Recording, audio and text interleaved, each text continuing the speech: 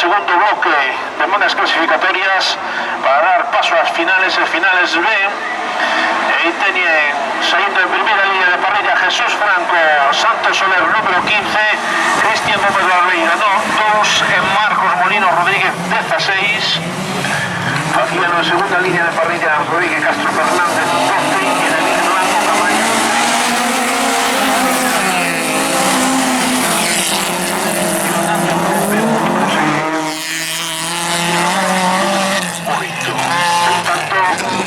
Pista, los pilotos 15, 2, 16, 12, 3, 11, 6 e 8 da categoría de máis de 1.600 centímetros cúbicos clase 2 desta última serie, serie B. Xa non só da categoría de máis de 1.600, sino a última manga desta segunda manga clasificatoria que dará el paso finalísimas y al final es B o de repesca.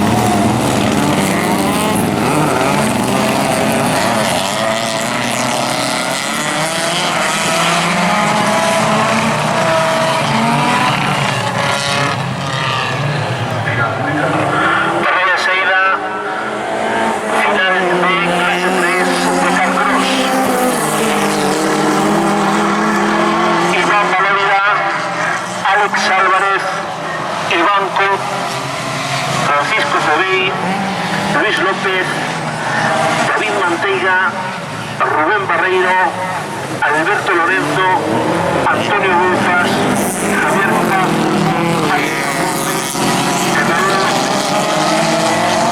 carrera seguida, final de Carcross, 24, 7, 33, 44, 50,